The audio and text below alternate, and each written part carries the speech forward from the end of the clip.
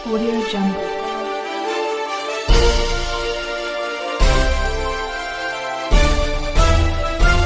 Audio Jungle.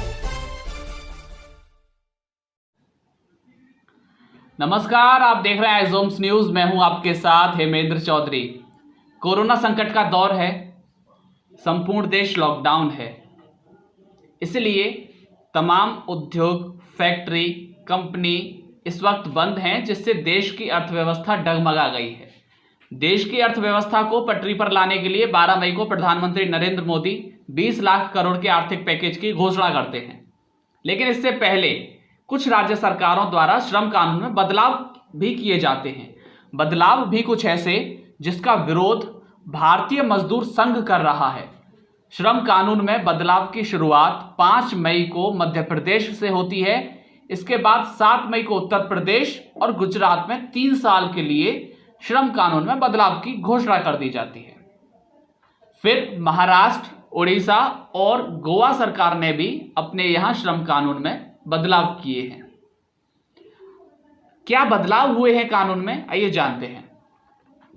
अब मजदूर 8 घंटे की जगह 12 घंटे काम करेंगे।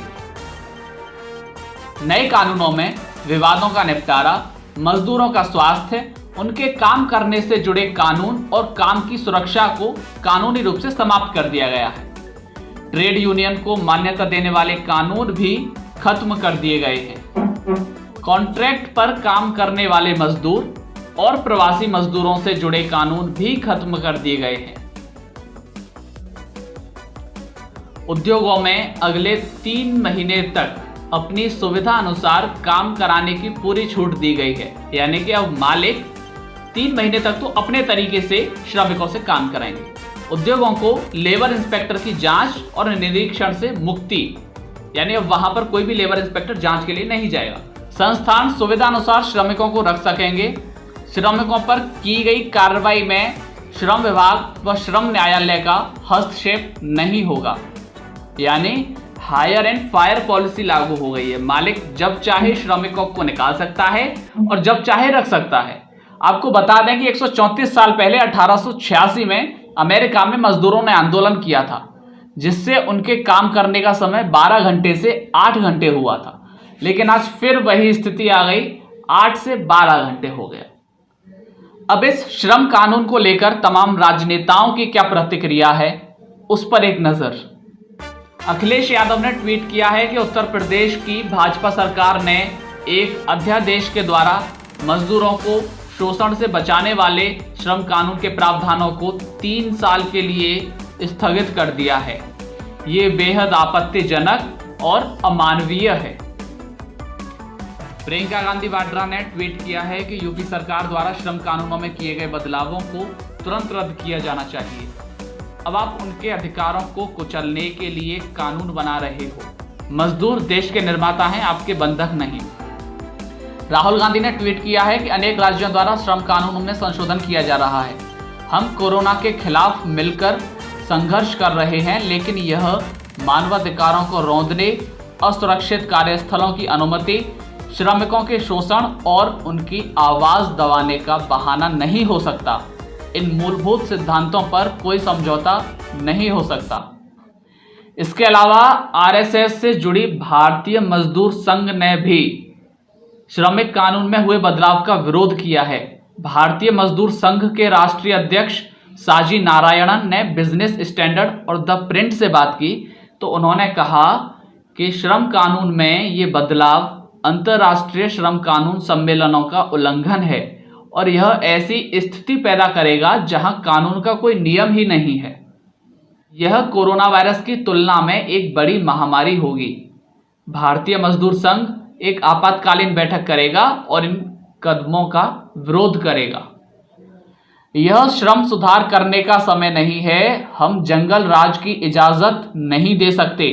राज्य ऐसी स्थिति बना रहे हैं कि कानून का कोई नियम नहीं है। भारत को नौकरशाही सुधारों की आवश्यकता है, श्रम सुधारों की नहीं। अगर वे सोच रहे हैं कि ये चीन के निवेश को आकर्षित करेंगे तो वो एक भ्रम में है। नारायणन ने कहा कि इन बदलावों से मजदूरों को नौकरी के नुकसान का सामना करना पड़ेगा, जब पूरा उद्योग कर्मचारियों की छटनी कर रहा है। भारतीय मजदूर संघ के राष्ट्रीय महासचिव ब्रजेश उपाध्याय ने हाल ही में द हिंदू में इंटरव्यू दिया। उसके मुताबिक तमाम राज्य सरकारों को ट्रेड यूनियन से चर्चा करने के लिए बीएमएस की इकाइयों ने मुख्यमंत्री को पत्र लिखा है।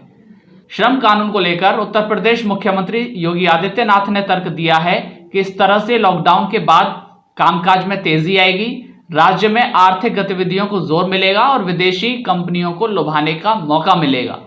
साथ ही लॉकडाउन के कारण कामकाज जिस तरह से ठप हो गया है उसे दोबारा तेजी के साथ करने में बल मिलेगा और इस व्यवस्था से श्रमिकों के हकों की भी रक्षा हो सकेगी। जब आइजोम्स न्यूज ने एक उद्योगपति से बात की तो उन्होंने कहा कि सरकार का यह फैसला शॉर्ट टर्म के लिए ठीक है, क्योंकि मजदूर फैक्ट्री या कंपनी का आधार है, इसलिए शॉर्ट टर्म के लिए तो ठीक है। अब यहाँ सवाल यह है कि क्या मजदूरों के कानूनों में बदलाव करने से देश में उत्पादन बढ़ेगा? मजदूर आधार है तो क्या इनके अधिकारों को छीनकर इनसे काम कराया जाएगा? क्या इस कानून में बदलाव करने से मजदूरों का शोषण नहीं होगा? क्योंकि सरकार की दखलंदाजी तो बंद है ना। अब सरकार का कोई भी श्रमिक इंस्पेक्टर, लेबर इंस्पेक्टर वहां नहीं जाएगा। तो अब ये तो आने वाला वक्त ही बताएगा। अभी के लिए आइजोम्स न्यूज में इतना ही। देश और दुनिया की तमाम छोटी बड़ी खबरों के लिए देखते रहिए आइजोम्स न्यूज।